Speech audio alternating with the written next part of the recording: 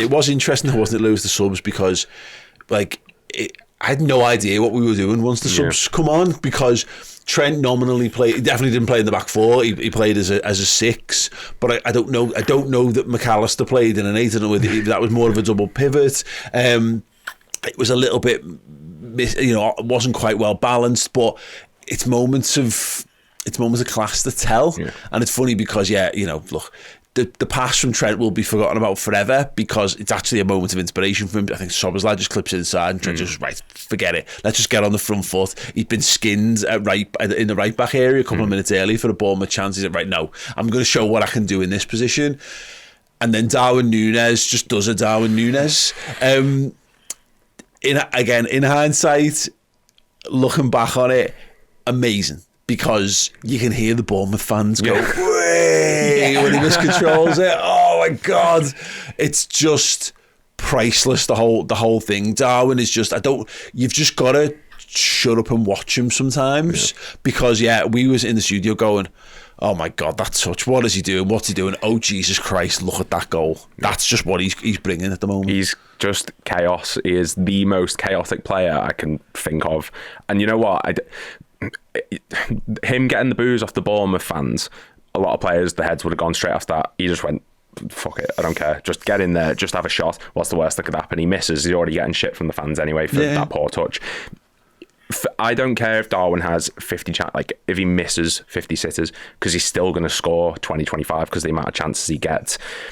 And I can't think of anyone since, I'm not saying he's to the level yet, but Suarez, who's so just get at them, have a go, is, he's just wild. And I've got no issue if he wants to have pot shots from miles away, because he's, of anyone in that team, he's most likely to score them. He'll score the stupid chances that you just should not be able to, like Rangers last year. He'll score on his first touch. He scored the volley against West Ham, goal against Newcastle. No one else tries that. He does, and when it comes off, he looks class. He's quite clearly, this is what he is as a footballer. I don't think he's ever not going to be this. And by that, I mean, he'll get smoother and he'll get better, and I think he'll get more consistent. But I think he's always going to stupidly miscontrol things, and he's going to try really awkward shots and look like an idiot because, like, what are you doing? That's not how you kick a ball. But as long as he's still got what you're talking about, that, like, the bounce back of, it doesn't matter because I'm just going to get it and then I'm going to score, and maybe I'm actually going to get up. I'm going to be a bit more angry that I'm getting laughed at. He's not letting his head drop, and this is what we never really got that last season. I felt like he was trying to be that because I think that's his natural character. He is a fighter, but from minute one he was having his training sessions in like pre-season analysed, by people putting Liverpool had some of his misses out, and Uruguay put some misses out from training, and he's getting slaughtered by fans on social media. And I think that got into his head. It feels like it's like almost like Klopp's counselled him somehow and gone, that noise. We used to say with Suarez, like, it's like, boo if you want me to score a goal. Like that, it's a bit like, laugh at me if you want me to try even harder and try and score. And that's what that goal was. It was like, oh, well, never mind. All right, I'm just going to smash this into the top corner because fuck yous. It was very similar to the Suarez one at Norwich. That's the similarity I'd make there, definitely. Someone said on Twitter yesterday, I think it was one of the journalists, about it being similar to the one he scored at Stoke. Suarez scored at Stoke with minus the nutmeg, where he just bang and it's like, where'd that come from? But do you know he's reminding me of, and someone actually said this the other day, and then it pricked up my ears, he's starting to remind me more and more of Fernando Torres. Completely agree. Except he's probably doing more. Torres was like an explosive centre forward who ran the channels and scored loads of goals. He did link up really well, but you can't keep Nunez out the game. Even when the back fours on their own 6-yard line defending, he's still getting involved. And last season he really struggled with his all-round play. His touch was off his back. This year he's playing one touch. Even yesterday there's a throw in the rain. He's nice touch back to McAllister, gets it back, flicks inside. His all-round play, it's like he's you've just said there, he's realised how good he is. I think he's unbelievable. I there's no one in the Premier League at the moment. Ollie Watkins has been brilliant, but there's no striker in the league at the moment doing what he's doing. And he's just everywhere. You made a good point as well that everything about him's getting analysed, and I think that's because when we signed him, we were crying out for a midfielder. No one wanted another attacker for 80 million. So everything he did, he came in with like 1 foot out the door already, because there was a lot of people who were saying we do not need this player. So and now he signed in the same summer as Haaland, doesn't know. That was the big one, yeah. So now everyone is looking at him as, oh my God, there was actually method to the madness. Whereas back then, no one thought we needed him. No one could justify the price tag. He's come in with a point to prove now this season. So no, absolutely. You know, again, those comparisons, it's quite funny. Sometimes context can shift without your involvement. So last summer it was Liverpool and Man City are the two best teams in the league, and they've both gone and spent big money on these big centre forwards, which will change the dynamic of how they play. And obviously, like Haaland misses that sitter in the Charity Shield, and Nunez, you know, scores and looks brilliant, and everyone's going laugh at Haaland, how good's Nunez? But then that in some ways puts the microscope on. Well, actually, we're a year further on, and Man United have just brought in a big centre forward for loads of money who can't score a goal to save his life. And now, like, by comparison, you're going, yeah, look, he's not Haaland, but look, he's got 7 and 14 for us now. He's 1 and 2. You know, I know the Ronaldo Messi era of football has totally thrown it all on its head of, like, somehow you've got to be a goal a game to be truly world class.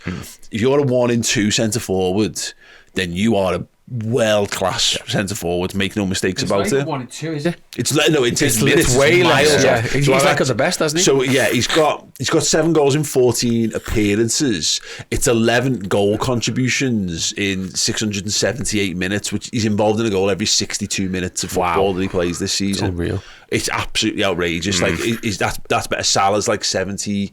I think Salah's about 72 to 74, something like that, off the top of my head. So he's being more. He's scoring or assisting at a more prolific rate than Mohamed Salah for his time on the pitch. And we're talking about this. If, like, Salah is a supreme being, he is an absolute master of his art, and he's actually evolving his game to be something even more deadly in a different way. Darwin Nunez was still talking about how raw he is and how he's not quite smooth and he's not quite polished yet. Like, can you imagine? Like, even if he just stays at this level, he's going to score. He's going to break 20 goals this season, you know, quite easily. And then what? And then what? You know, what above and beyond that? If he only gets 20 goals this season, then he's improved on last year, and we'll see that his all-round levels improved. A high amount. Salah's literally like the zookeeper, and Nunez is the lion. He's like, just fucking get out there, just go. I'll pass the ball to you. You just do the fucking business. Because Salah, as he gets older, he's not losing his creative spark, but physically he's going to get slower. Nunez is his pace. Yeah. He's the one who's going to run at teams, and Salah's benefiting from it. Yeah, no, absolutely. And again, I think it ties in perfectly because I was talking with Neil Jones about the Ballon d'Or stuff, and Salah finishing 11th. I know Liverpool have a crap season, but Salah's still brilliant, actually turning into more of like this sort of like creative number 10 almost for us. Is very recognisable to world footballers. Like, that's just like, people adore Totti, but I don't think there's many people who can tell you what Totti's goal and assist output was. I certainly couldn't. I loved Totti, and the same as like Zidane's and all these kind of stuff. He's evolving into this this absolute gem of a footballer in a completely different way. And you're right, Darwin Nunez is like the tip of the spear all of a sudden for us. Very, very, very exciting. What a hell of a goal that is.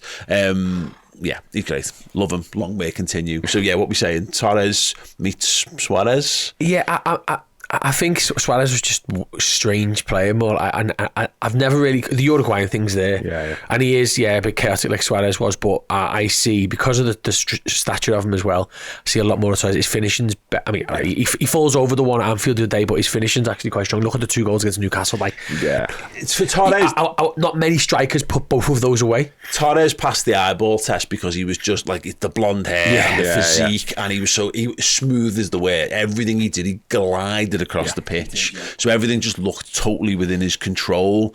Nunez is definitely much more chaotic is the word. He's wild in what he does. He's more animalistic in how he plays, which is the Suarez comparisons, I guess. But even like some of the great Premier League strikers that won the lines, like Andy Cole, we'd laugh our ass off at Andy Cole. God, he takes 4 chances to score a goal, still scored loads of goals. He only just had his record broke last year. This is it. So yeah, a long way to continue for Darwin. What do you think? What have you made of Darwin Nunez so far? He's exciting, isn't he?